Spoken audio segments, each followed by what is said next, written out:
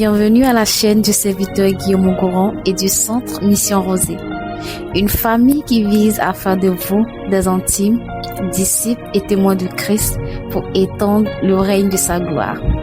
Vous trouverez les audios des enseignements du serviteur Guillaume Goron, des messages édifiants et inspirés du Saint-Esprit qui vous feront expérimenter l'amour, la bonté de Dieu d'une manière toujours particulière. N'hésitez pas à vous abonner à votre chaîne, à télécharger et à partager ce message autour de vous. Bonne écoute et que Dieu vous bénisse. Bienvenue à la matinale des décrets prophétiques. Aujourd'hui, nous parlerons des chrétiens qui font mentir la Bible. Des chrétiens dont le témoignage de vie donne l'impression aux gens que la promesse de Jésus-Christ à travers son sacrifice, son ensevelissement, sa résurrection, sa glorification, sa seconde venue, ne sont pas des faits qui transportent la puissance de ses serfs pour transformer, pour changer la vie des gens. Bien-aimé, l'apôtre Paul dit en Romains chapitre 1, verset 16, que l'évangile est une puissance de Dieu pour sauver celui qui croit. Celui qui croit peut être sauvé par la puissance. L'évangile est une puissance.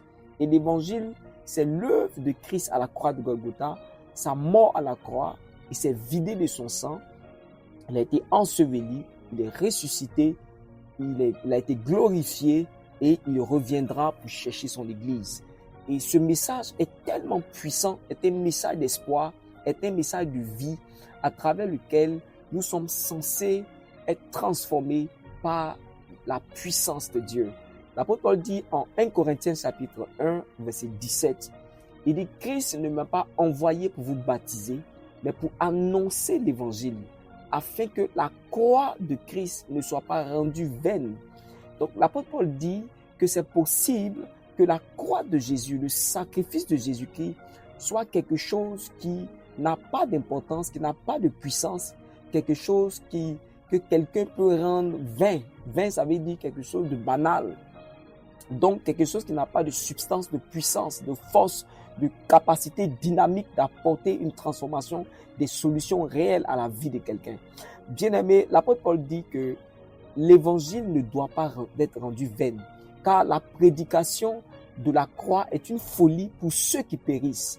Mais pour nous qui sommes sauvés, c'est une puissance de Dieu. La prédication de la croix est une folie pour ceux qui périssent, mais pour nous qui sommes sauvés, c'est la puissance de Dieu. Ça veut dire que ceux qui sont vraiment sauvés savent qu'ils ont expérimenté une puissance qui les a transformés. Ceux qui ont vraiment vécu le salut de la croix de Golgotha savent que la croix de Jésus est une puissance. Comment? Parce que la croix de Jésus a eu un effet dynamique dans leur vie, quelque chose de puissant qui les a propulsés de la puissance de Satan à la puissance de Dieu. La Bible dit en Colossiens chapitre 1 que nous avons été transportés du royaume des ténèbres, délivrés du royaume des ténèbres et transportés dans le royaume de la lumière, le royaume du Fils bien-aimé de Dieu. L'apôtre Paul le dit lorsqu'il recevait son appel. La Bible dit qu'il a été appelé par Dieu et Dieu lui a dit « Je t'envoie afin d'ouvrir les yeux des gens qui passent de la puissance de Satan à la puissance de Dieu. » Donc, lorsque nous donnons notre vie à Jésus, nous sommes censés rentrer dans un processus qui engage la puissance de Dieu. La Bible dit, Jean chapitre 1, verset 12, « Car tous ceux qui l'ont reçu, à ceux qui croient en son nom, elle a donné le pouvoir, la parole de Dieu, Jésus-Christ, fait chair, donné le pouvoir de devenir enfant de Dieu. » Donc, lorsque nous lisons toute la Bible, nous nous rendons compte que l'œuvre de Christ est une question de pouvoir. L'œuvre de Christ est une question de puissance. Mais qu'est-ce qui va se passer? L'apôtre Paul va observer à travers les Écritures lorsque nous lisons, par exemple chez les Galates, il va observer que les Galates, après avoir commencé par le Saint-Esprit, vont descendre à un niveau de vie tellement charnel que il leur a demandé, mais comment vous qui avez commencé par l'Esprit, vous pouvez aussi descendre plus bas pour commencer à vivre une vie qui donne l'impression que la foi en Jésus-Christ n'est pas puissante, n'est pas efficace, ne peut pas changer la vie des gens. Mais lorsque l'apôtre Paul a parlé de cela, il leur a dit, mais qui vous a envoûté, chers Galates? Qui vous a envoûté au point de, il dit, Il dit, oh Galates chapitre 3, dépourvu de sens, qui vous a fasciné, qui vous a envoûté, vous, aux yeux de qui Jésus-Christ a été peint comme crucifié. Voilà, comme crucifié, qui vous a envoûté. Il dit, voici seulement ce que je veux apprendre de vous. Est-ce par les œuvres de la loi que vous avez reçu l'Esprit ou par la prédication de la foi? Donc, votre foi en Jésus est censée vous transférer le Saint-Esprit, qui est l'Esprit de la vérité, qui est l'Esprit de la rédemption, qui est l'Esprit de la transformation. Vous savez, l'Évangile est un message qui transforme, qui bouleverse, est un message puissant. La Bible dit que c'est la puissance de Dieu pour changer, pour sauver celui qui croit, sauver du péché, sauver de la décadence de la terre, sauver des malédictions, sauver de l'enfer, sauver des maladies. L'évangile, à travers l'œuvre de Christ à la croix de Golgotha, est capable de changer la vie des gens. Mais nous voyons ici que les Galates, leur manière de voir le Christ a été falsifiée. Leur manière de voir le Christ a été changée. Leur perspective de Christ, leur perspective de l'œuvre de Christ a été changée. Ainsi, ils se sont retrouvés en train de vivre une vie sans puissance, en train de vivre une vie qui donne l'impression que la Bible, que la parole de Dieu, que l'œuvre de Christ est un mensonge. La Bible dit en Hébreux, chapitre 4, il est dit que ceux à qui la bonne nouvelle a été annoncée, la parole là ne leur a servi de rien parce qu'elle n'a pas trouvé la foi dans leur cœur. Hébreux chapitre 4, à partir du verset 1 au verset 2. Donc, Dieu annonce un temps de repos pour son peuple. Le temps pour se reposer, le temps pour expérimenter sa puissance et sa grâce, le temps pour expérimenter ses largesses, sa présence, son soutien surnaturel. Jésus a dit, venez à moi, vous tous qui êtes fatigués et chargés, je vous donnerai du repos. Ainsi donc, recevez mes instructions et prenez mon joug. Vous allez trouver du repos pour vos âmes. Jésus-Christ est venu nous annoncer un temps de repos, un temps de délivrance, un temps de restauration. Nous délivrer de la puissance des ténèbres pour nous transporter dans le royaume du Fils de son amour. Changer nos cœurs, changer nos paradigmes, changer notre manière de voir les choses, changer complètement tous les aspects de nos vies. Quand l'évangile entre dans nos vies, l'évangile a un effet de transformation dynamique. L'évangile a un effet de transformation radicale. Lorsque nous nous assujettissons, nous nous laissons assujettir complètement par l'autorité de la puissance de l'œuvre de Christ à la croix, à travers la parole de Dieu, bien aimé, nous pouvons expérimenter quelque chose de vrai et de puissance et nous pouvons témoigner. La Bible dit en 1 Jean chapitre 1, verset 1 à 7, l'apôtre Jean va nous dire quelque chose que nous devons retenir et qui va nous faire du bien. À partir du verset 1, l'épître de Jean, 1 Jean, chapitre 1, à partir du verset 1 au verset 7, nous lisons ce qui était dès le commencement, ce que nous avons entendu, ce que nous avons vu de nos yeux, ce que nous avons contemplé et que nos mains ont touché concernant la parole de vie. Donc ici, il parle d'une expérience qu'ils ont vécue eux-mêmes en tant qu'apôtres. Ils ont expérimenté la parole de vie. La parole de vie. Il dit, car cette vie donc qui est dans la parole a été manifestée. C'est-à-dire, a été rendue évidente. Elle a été rendue disponible. Donc, la vie éternelle est disponible. La même vie qu'ils ont expérimentée est disponible. Il dit, nous l'avons vue et nous lui rendons témoignage. Et nous vous annonçons la vie éternelle qui était auprès du Père et qui nous a été manifestée. Donc la vie éternelle qui était auprès de Dieu a été rendue disponible. Donc tout homme peut avoir accès à cette vie surnaturelle. Tout homme peut avoir accès à la vie Zoé, qui est le genre de vie de Dieu, qui n'est pas la vie bios, qui n'est pas la vie humaine, mais la vie de Dieu qui est transférée en nous par son esprit à travers la foi en Jésus-Christ de Nazareth, en son œuvre accomplie. Donc, lorsque nous croyons en la parole de Dieu, qui est Jésus-Christ, à tous ceux qui l'ont reçu, à ceux qui croient en son nom, elle a donné le pouvoir de devenir enfant de Dieu. Il y a un transfert de pouvoir, il y a un transfert de vie, il y a un transfert de puissance. Lorsque nous croyons en cette parole, Jésus-Christ est en la Bible, qui est le livre inspiré à travers lequel il nous parle par son esprit n'étant plus là de corps, mais étant avec nous d'esprit. Bien-aimé, Jésus-Christ de Nazareth est la vie éternelle. Et cette vie-là, il a connecté à sa parole. En Jean 6, 63, il dit, c'est l'esprit qui vivifie, c'est Jésus qui parle. Et les paroles que je vous ai dites sont esprit et vie. Donc Jésus dit, ces paroles sont vie. Et c'est cette vie-là que les apôtres ont expérimenté. Il dit, ils ont vu, ils ont contemplé, ils ont touché, ils ont expérimenté. Et c'est la vie éternelle qui a été rendue disponible, évidente, à laquelle chaque homme peut avoir accès. Cette vie surnaturelle par Jésus-Christ de Nazareth. Il dit donc, ils témoignent, ils ont annoncé le témoignage.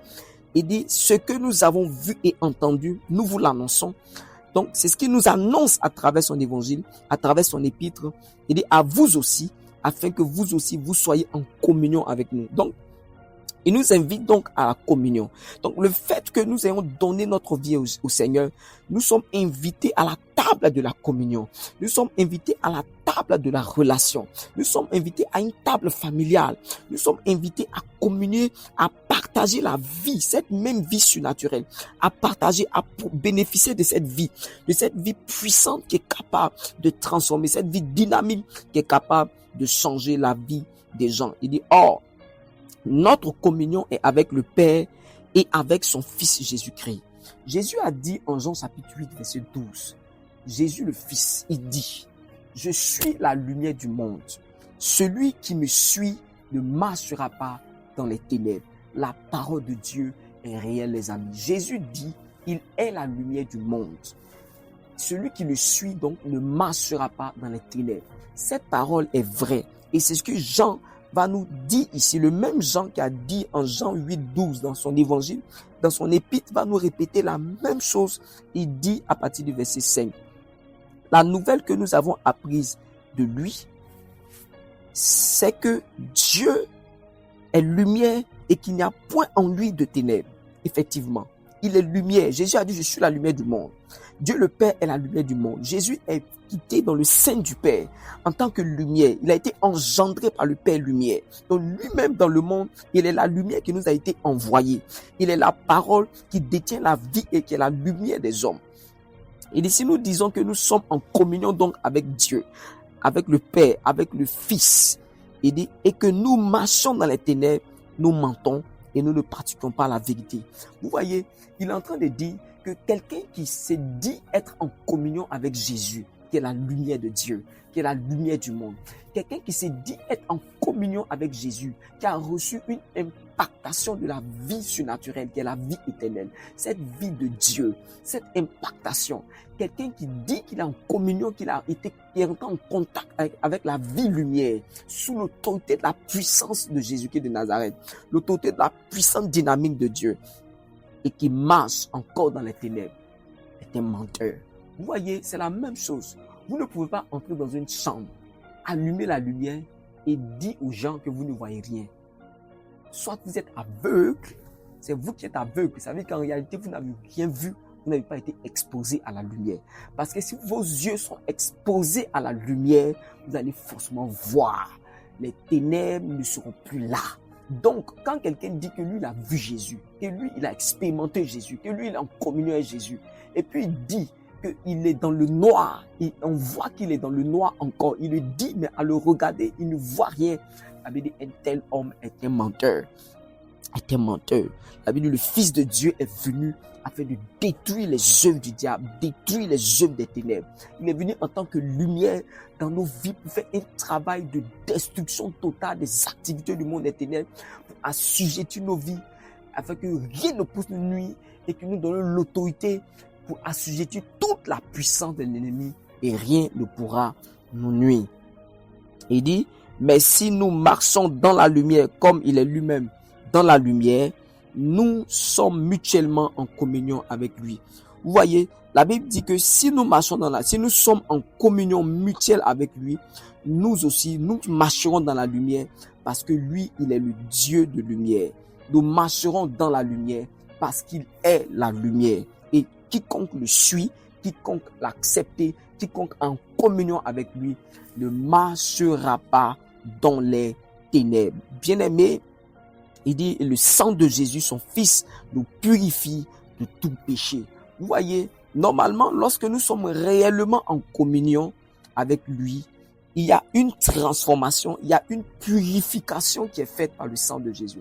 La purification qui est faite par le sang de Jésus est une purification de notre conscience des œuvres mortes. Ça veut dire quoi? Ça veut dire que quand tu donnes ta vie à Jésus et que tu es en communion avec lui, ça veut dire que tu partages sa vie, la vie de Jésus. Tu partages sa lumière, tu partages sa vie, sa puissance. Tu partages cette communion avec lui. La Bible dit que le sang de Jésus va purifier de toute iniquité. L'iniquité, c'est quoi? Purifier tes péchés, purifier tes iniquités, la pensée du péché, va purifier ta conscience des œuvres mortes, va changer ta vie par un esprit éternel, va purifier ta conscience des œuvres mortes, va purifier ta conscience des œuvres mortes.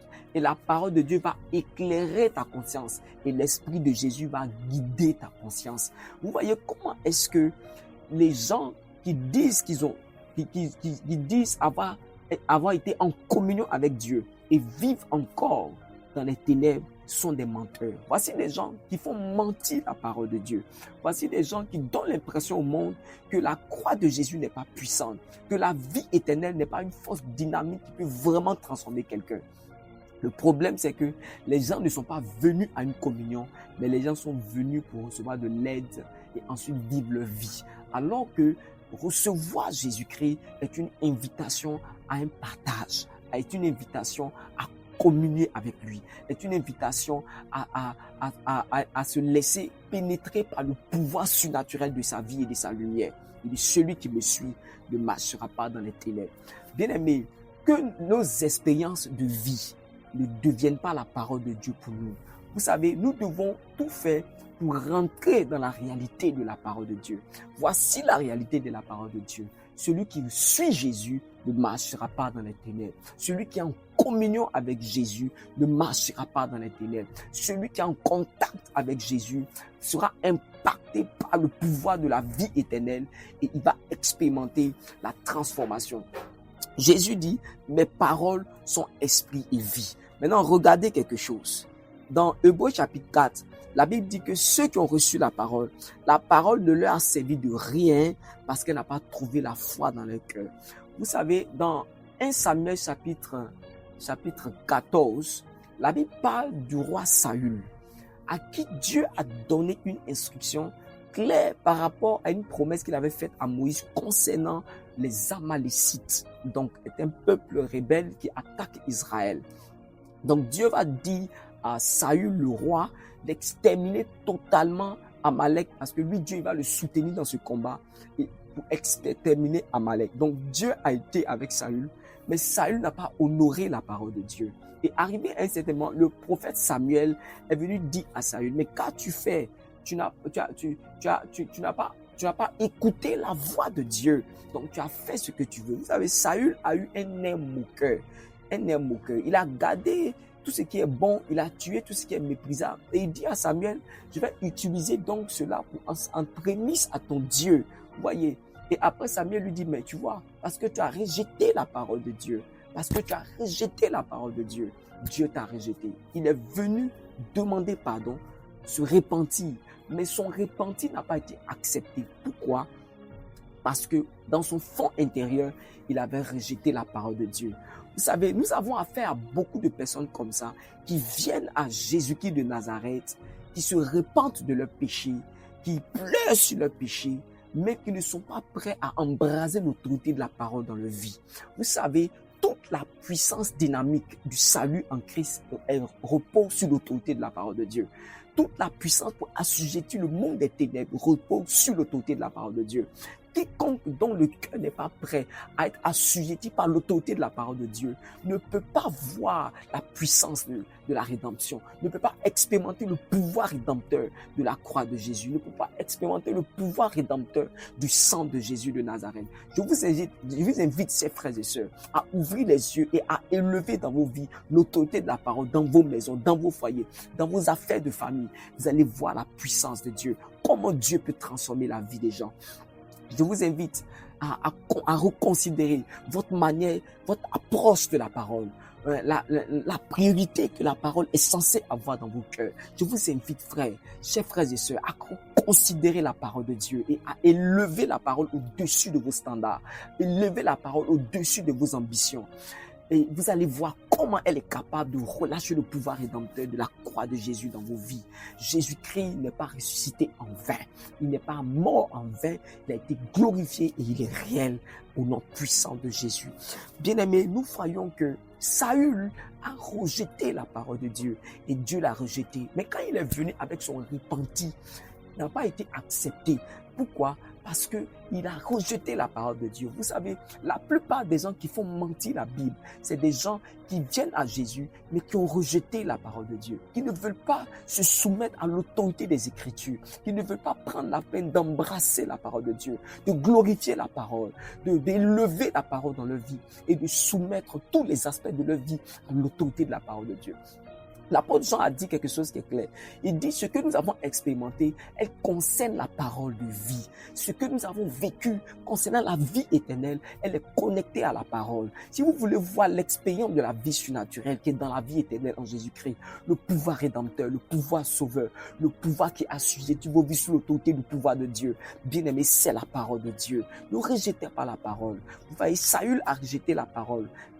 Dans son cœur, il a rejeté la parole. Ça veut dire, quand vous venez à Jésus, vous dites que vous êtes au Seigneur, ça fait des années. Mais au fond de vous, on ne voit aucun intérêt à soupirer après Dieu par rapport au fait que votre vie soit sous l'autorité de la parole. Jésus a dit une chose. Beaucoup m'appellent Seigneur, Seigneur, mais ils ne font pas ce que je dis.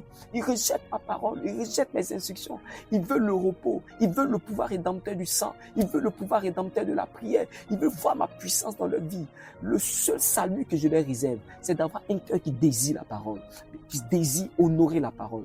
Il a dit, voici à quoi ressemble la vie de quelqu'un qui vient, qui pratique ma parole, qui m'écoute. Bien aimé, voici, c'est quelqu'un qui a bâti sa maison sur quelque chose de solide. Tout est venu contre cette maison, elle est restée stable. C'est la parole de Dieu, c'est ce qu'elle fait dans nos vies. Donc je vais inviter quelqu'un aujourd'hui à ne pas rejeter la parole de Dieu. Vous savez, les chrétiens les plus dangereux dans nos communautés sont ceux qui sont allés d'église en église. Ils vont d'église en église et finalement, ils ne voient rien dans leur vie. Ils vont d'église en église, ils ne voient aucune transformation. Pourquoi? Ils cherchent un confort émotionnel, mais ils ne cherchent pas à connecter leur cœur, à soumettre leur vie à l'autorité de la parole de Dieu. Ces personnes sont dangereuses. Pourquoi? Parce qu'elles connaissent tous les aspects de l'église. Elles connaissent beaucoup de choses. D'autres sont des serviteurs dans l'église, mais ils ont rejeté la parole de Dieu. Bien-aimé, je refuse que tu fasses partie de ceux qui font mentir la Bible, de ceux qui font mentir le fait que Jésus a dit qu'il est la lumière du monde, que quiconque le suit ne marchera pas dans les ténèbres. Oh, bien-aimé, c'est le temps pour toi de rentrer en prière et de supplier la miséricorde du Seigneur et de répandre ton cœur devant Dieu afin que ton cœur puisse embrasser la parole de Dieu, embrasser l'autorité de la parole de Dieu dans ta maison, dans tes affaires, en toutes choses. Et tu verras le pouvoir rédempteur du sang, la puissance de la croix de Jésus venir transformer ton cœur, ton conjoint, tes enfants. C'est la parole de Dieu. Expose-toi à la parole de Dieu. Tu auras des visions. Expose-toi à la parole de Dieu. Tu auras une direction claire de ce que tu veux faire. Que Dieu te bénisse au nom de Jésus de Nazareth. Amen.